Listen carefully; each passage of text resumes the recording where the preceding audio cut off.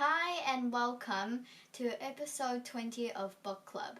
Today I am continuing reading Book of the Brain from last episode. Yawn! I'm sleepy. Did you know while you sleep, your brain is still hard at work? For a start, there are sensors checking the world around you. When it gets dark, these sensors tell your brain to start a sleep cycle machine. Your brain's sleep controls can pump out chemicals called hormones that send messages to all parts of your body. Stage 1, light sleep. Eyes move a little. Stage 2, deep sleep. Eyes stop moving. Stage 3, deeper sleep. Stage 4, dream sleep. Eyes move very fast. End of cycle. Option 1, wake up. Option 2, back to stage 1. Sleep is good for many reasons, such as keeping your brain tidy, helping you learn, letting your muscles shut down for a bit, and it's a time when you can have dreams. Muscles shut down. During dream sleep, your brain shuts down connections to your muscles so you don't act out your dreams. Dreaming. Dreaming is a big part of being asleep, even if you don't remember your dreams. But no one knows why dreams happen and if they mean anything. You only remember a dream if you happen to wake up in the middle of one. Tidying up. While you sleep, your brain can tidy up the spaces between neurons. Learning. Sleeping brains have time to think about all the new things they discovered that day.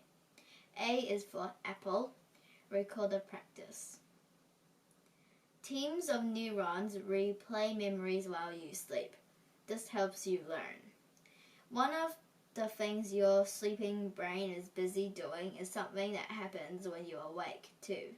Turn the page to see. Deep in your brain, there are neurons busy simply keeping your body alive. Most of the time, your body is safe and calm. Teams of neurons remind your heart to beat and your lungs to breathe. Heartbeat, beat, beat. Breathing, huff, puff. All quiet, all quiet. Some neurons run up and down your spinal cord, carrying messages to the different teams. When you are resting, it's a good time to digest food in your tummy. Burning food for few. Raw. Some neurons are on the lookout to check the world around you. What's going on around me? What's that? There's a spider! Sound alert! What's going on now? Your body is in some sort of danger. Some teams must work harder than usual. Alert, alert, alert, alert. Heartbeat, beat faster. Beat, beat, beat. Breathing, puff harder. Puff, puff, puff. Other teams can relax while the rest of your body is on alert. Burning food for few. What's going on around me? Arg! Body in danger! Quick, we need to activate fight or flight mode. Most spiders aren't really dangerous, but your brain gets scared just in case. As soon as you feel safe again, your brain can go back to resting mode. It's time to make a decision. What would you like to do now?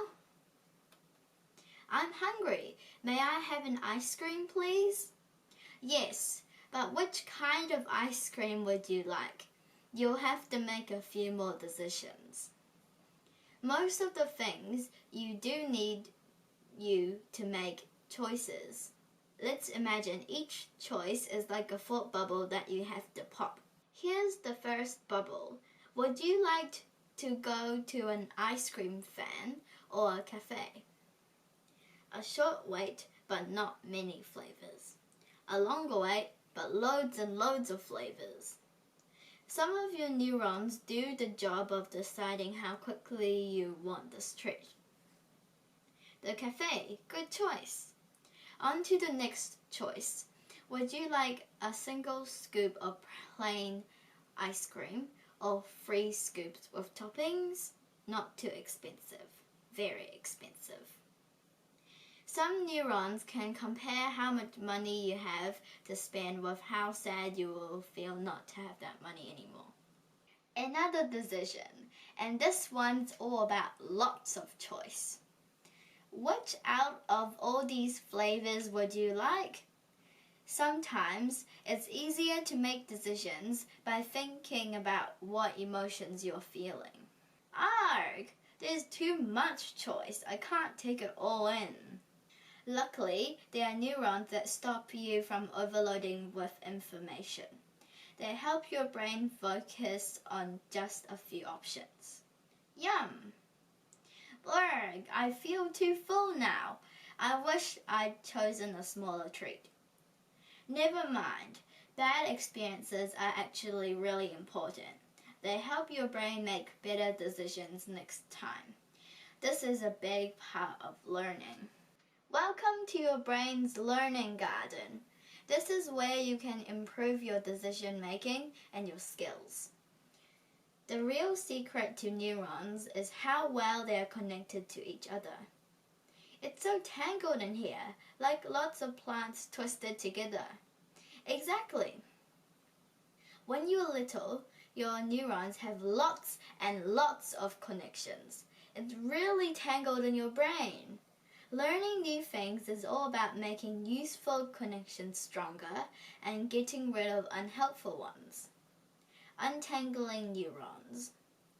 To make your brain do something, you have to send a message along one branch of neurons. If it's a helpful branch, your brain will try to remember the route. If it's an unhelpful branch, your brain will cut it off so you don't use it again. When you use your brain to do anything, you need to send a signal across your tangled branches. Learning how to do something, whether it's walking, talking, or brushing your teeth, is all about finding the best way through. Practicing a skill is a mixture of 2 things: cutting away branches that you don't need, and making the branches you do need stronger and stronger. But it's hard to know which branches to cut away, and that means we all make lots of mistakes while we're learning. I'm not afraid of making mistakes. Now I know it helps me learn better. Just like any part of your body, your brain needs looking after. There are lots of things you can do to take care of it. Your brain loves exercise. Jumping, dancing, playing, any kind of moving around makes your brain send messages around your body that make you feel happy. Your brain loves food, especially a balanced diet. Any mix of foods that keeps your body healthy will also keep your brain healthy. Your brain loves other brains. It's good to spend time with your family, your friends, and to meet new people. Your brain loves sleep. It's not just good for learning. Sleep helps you cope with everyday life more easily and can stop you from feeling too sad. Your brain likes to be active. Try new things, explore, be curious. Most brains look the same, but they all work slightly differently. For example, some people's brains see words in a different way, so they often use different techniques to learn how to read and write. Tips for reading. Try skim reading a sentence first, then go back to look at each word. Taking care of your brain also means thinking how you feel. Everybody has times when they feel really happy and also really sad. This is normal, but it's important to recognize your feelings. I feel really sad. I'm worried about things. I can't concentrate. I keep forgetting things. It can happen that a person feels sad or worried all the time. This might mean that a person is suffering from a condition such as depression or anxiety. Just as there are doctors who can help if your body is sick, doctors can help if your mind is sick too. I've learned so many amazing things already. But how do we know so much about our brains? Let me show you. Here we are in my brain science study. My friends are hard at work. What's this? It's a machine called a brain scanner. I'm using it to see what's happening inside this person's brain while she's thinking. She has to stay very still. The screen shows her brain. The bright parts are where extra blood is flowing. That means the brain is working hard in those parts. I'm looking at old neurons through a microscope. Some of them are very beautiful. I'm using a computer to test ideas about how brains work. I want to see if I can make my computer think like a person. This is our medicine cabinet. Lots of brain problems can be helped by taking the right kinds of medicines, but they have to be tested very carefully. This is our library. We read lots of science books about brains. We also love looking at art and reading stories. Almost everything that people create tells us what's going on in their brains. That looks fun. What are they doing? They're doing an experiment. My friend wants to see what happens when they try to build two different puzzles at the same time. What do you call people who study brains? People who study who we think and behave are called psychologists. Doctors who help people look after the mental health are called psychiatrists. People who study what brains are made of and how they work are called neuroscientists. Can I be a neuroscientist too? By asking questions about your brain, you already are. All you need to get started is curiosity. Do you have any more questions? I have lots and lots of questions. Are big brains cleverer? Do animals have neurons too? What about ants? Do they have brains? How big will my brain get? How did I learn to talk? Do all neurons look the same? What do the folds in my brain do? Let me try to give you some answers. No, yes. Yes, ants have simple tiny brains, about the same size as two fists pressed together. Learning to talk starts with a baby language called babbling. No, they come in many shapes and sizes. They allow all your neurons to fit inside your head. I also have a secret to share with you. Brain scientists only know a little about how brains work. There are so many more things to discover.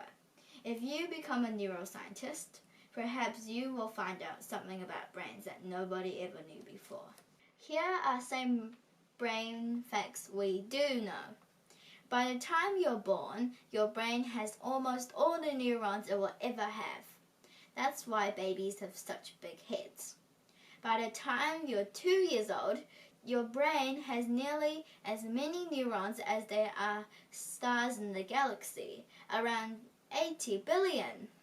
Every time you think or remember or just do anything, you're using millions of neurons to send messages. Teenage brains can get overloaded with connections between the neurons.